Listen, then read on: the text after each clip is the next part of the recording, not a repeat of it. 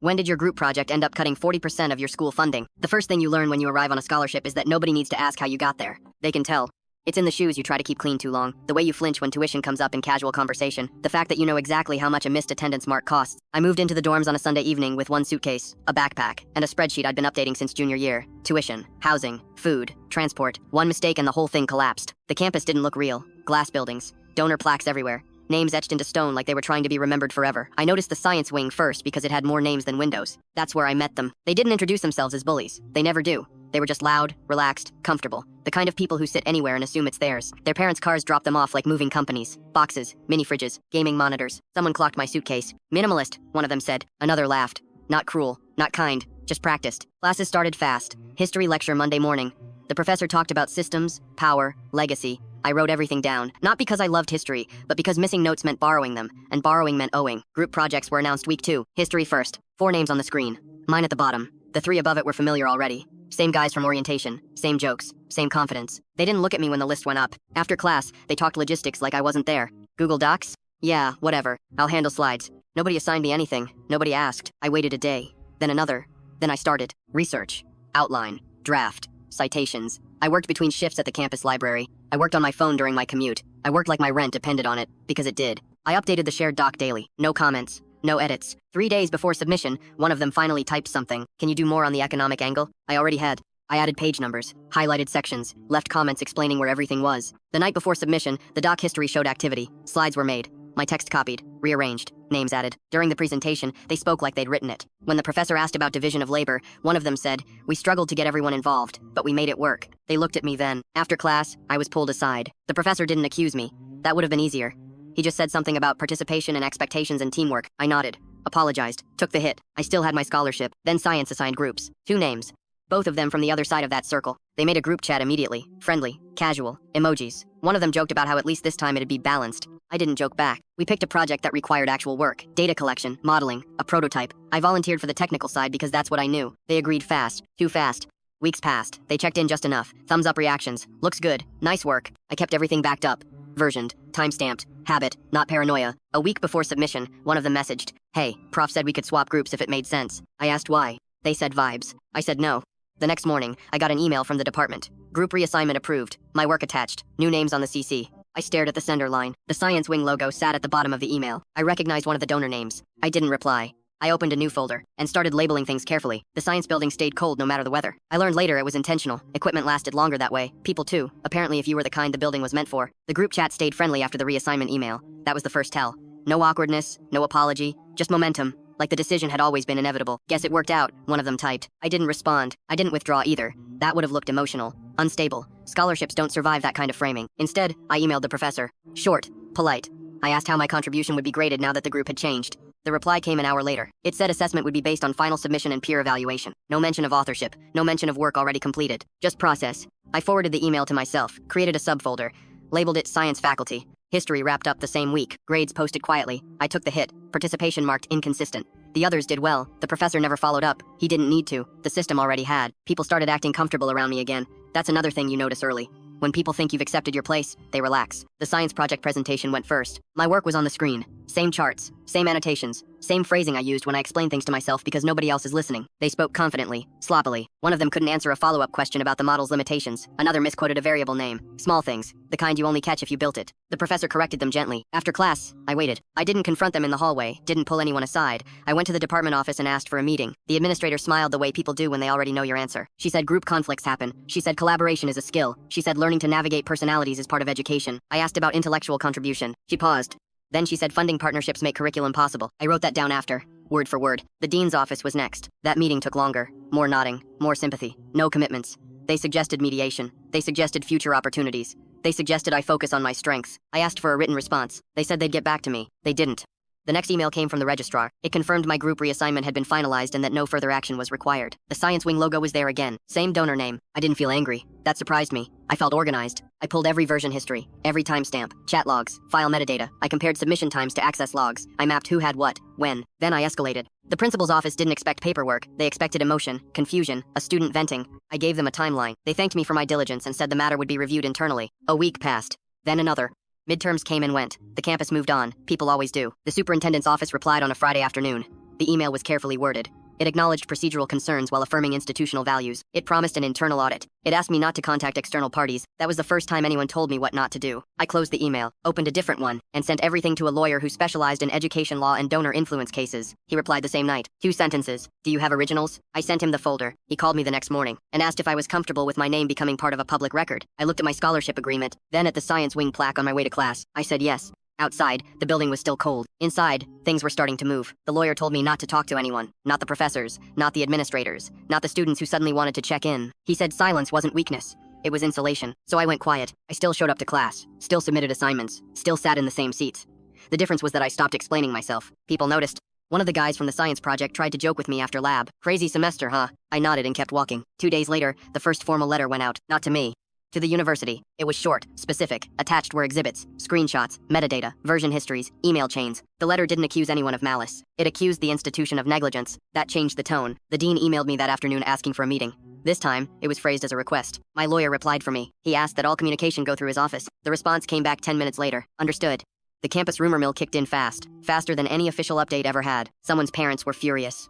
Someone else's internship offer was on hold. A professor canceled office hours for the week. The group from the history project stopped sitting together. One of them dropped the class. Then the local paper called. They didn't frame it as bullying. They framed it as governance. Questions raised over donor influence in student assessment. No names yet. Just positions, departments, funding figures pulled from public records. The science wing was mentioned. Twice. The university released a statement emphasizing its commitment to fairness and transparency. It promised cooperation. My lawyer forwarded it to me with one word highlighted. Transparency. He asked if I had backups. I told him I had 3. Midterms were rescheduled, due to unforeseen circumstances. Faculty meetings ran late. Administrators started using phrases like risk mitigation and reputational exposure. I was asked, formally, if I would consider an internal resolution. The offer included grade corrections and a letter of recommendation. It did not include an admission of wrongdoing. I declined. That's when the second letter went out. This one included the superintendent. It also included the board and the donors. The tone stayed polite. The attachments grew. By the end of the week, the story wasn't local anymore. Education blogs picked it up, then industry ones. Then a national outlet ran a piece that quoted an anonymous administrator describing pressure from above. The pressure was real. A professor I'd never spoken to stopped me after class. He didn't apologize. He didn't offer advice. He just said, "You did the right thing."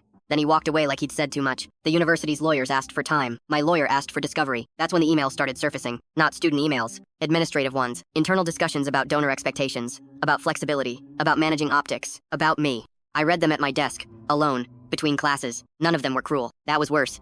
They were practical. The settlement talks began quietly. No court date announced. No press conference scheduled. Just paperwork moving faster than it ever had when I was asking for help. The students from both projects stopped coming to class. 1 transferred. 2 took leaves of absence. 1 tried to post a statement online and deleted it within an hour. The last one never said anything at all. By the time finals rolled around, my name wasn't attached to the story anymore. The institution had absorbed it. That's what institutions do. They bend. They don't break. The lawyer called me the night before my last exam. He said the university wanted to settle. He asked if I was okay with confidentiality. I asked what the settlement included. He listed the terms: scholarship protection, written acknowledgments, policy revisions, costs covered. I asked if the records would change. He paused. Then he said, "Some things don't get erased. They just stop being public." I told him that was fine. After I hung up, I walked past the science wing again. The plaque was still there. So was the cold. But for the first time all semester, I wasn't carrying anything alone. The lawsuit didn't start loud. That's the part people don't get. There was no dramatic filing day, no cameras, no speeches. It started as a PDF attached to an email sent at 7:12 a.m. on a Tuesday. Subject line: request for preservation of records. Every inbox above the dean lit up at once. I only knew because the tone changed. Administrators stopped using my first name. Professors stopped asking me to be patient. Meetings stopped being friendly and started being documented. Every conversation suddenly had a third, invisible person in the room, the kind who charges by the hour. The donors panicked first. The science wing funding had always been their shield. Money doesn't just talk in schools like this, it narrates. But lawsuits don't care about plaques on buildings. They care about emails, version histories, timestamps, and group chat logs that nobody thought would ever be read by someone who wasn't paid to protect them. The history project came apart fast. Version control showed 1 contributor. Peer evaluations contradicted public statements. The professor's independent assessment email had been edited twice after a call from administration. The science project was worse. The group chat was recovered in full. Every message, every joke, every LOL, just switch him out. Every casual admission that they didn't understand the work but knew who would cover for them. The attempt to reassign groups mid-submission violated 3 policies. The approval came from an assistant dean whose brother sat on a donor advisory board. The audit trail was immaculate. By the time the superintendent was deposed, the story had already escaped the building. Local news framed it as academic misconduct. National outlets reframed it as institutional favoritism. Online, it was simpler. Scholarship kid got robbed. School picked money. That headline didn't need a fact check. The settlement was quiet. No admission of wrongdoing. Schools never do that. But policies changed. Committees were dissolved. The assistant dean resigned to pursue other opportunities. The donors pulled funding not out of anger, but out of self-preservation. Their names stopped being assets. My record was corrected. My scholarship was secured. The grades were amended with an apology that sounded like it had been approved by legal. And the bullies? They didn't get expelled, they got something worse. Their projects were flagged, their recommendations went missing, their transfer applications stalled in review. Money can open doors. It doesn't help when the room behind it is already on fire. On the last day of the semester, the principal asked if there was anything else I needed. I told them no. I had already learned the lesson they were about to teach future students with new policy slides. Group project rules apply until lawyers join the group chat. The case ended without a sound. No gavel, no announcement, no email blast to students explaining what had happened. Just a sequence of calendar invites quietly disappearing and a few people updating their LinkedIn profiles earlier than expected. The campus didn't celebrate. It adjusted. The first change showed up in my inbox 2 weeks after finals. A policy update. Neutral subject line. Dense language. Buried halfway down the page was a paragraph about group reassignment procedures. Clearer rules. Harder approvals. Mandatory documentation. It read like it had always been there. That's how institutions apologize, by pretending the correction was inevitable. The second change wasn't written anywhere. It was tone. Administrators spoke slower. Professors over-explained. Meetings had agendas now. Someone always took notes. Someone always asked if everyone was comfortable proceeding. Nobody wanted another paper trail like mine. The science wing stayed open. The light stayed on. The plaque stayed mounted to the wall. But it stopped being impressive. People walked past it without looking. The donors didn't pull funding publicly. They just stopped expanding it. No new labs. No additional programs. The growth projections quietly flattened. When asked, the school said they were re-evaluating priorities. That phrase showed up a lot after everything ended. Re-evaluating priorities. It meant someone had done the math. The assistant dean's office was empty by the start of the next semester. The nameplate was gone. The door stayed closed. Officially, they had resigned to pursue other opportunities. Unofficially, nobody mentioned them again. Howard doesn't like reminders. The professor from my history class continued teaching. He graded more carefully now. He replied to emails faster. He avoided me entirely. When our paths crossed, he nodded like we shared a secret neither of us wanted to talk about. The students from the projects didn't vanish all at once. One transferred quietly over the summer. One took a leave of absence for personal reasons. One stayed but stopped raising his hand. The last one kept pretending nothing had happened. That strategy worked until it didn't. Recommendations came back vague. Internship responses slowed. Networking emails went unanswered. Nothing dramatic. Nothing provable. Just friction. Money can buy insulation. It can't buy traction once the surface changes. By the time fall semester started, new students had no idea what had happened. They just benefited from it. Clearer rules. Better oversight. A system slightly more careful than before. They never knew who paid for that caution. I kept my scholarship. That was the only win that mattered. The check cleared on time. The renewal email was automatic. No conditions. No warnings. Just confirmation. I read it twice anyway. Fear doesn't disappear just because it was proven unnecessary. Walking campus felt different after that. Not safer. Clearer. I noticed things I hadn't before. Who talked in meetings?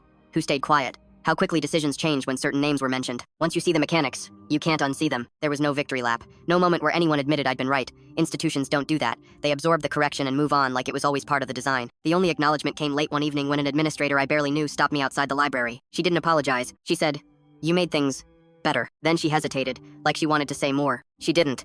Weeks later, I found out another department had denied a similar group reassignment request. Same reasoning. Same policy citation. Different student. That was the point. The story wasn't mine anymore. It had become precedent. I never spoke publicly about what happened. I didn't need to. The version people told themselves was quieter and easier to live with. A misunderstanding, a policy update, an unfortunate overlap. Let them have it.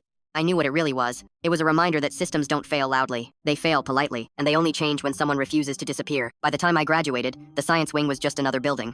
The donors were just names. The administrators were just emails. What stayed with me was simpler. Group projects aren't about teamwork. They're about leverage. And rules only matter until someone with money decides they don't. The difference is what happens when someone writes that down. Because fairness doesn't announce itself. It leaves documentation. And once that exists, everything else has to live with it.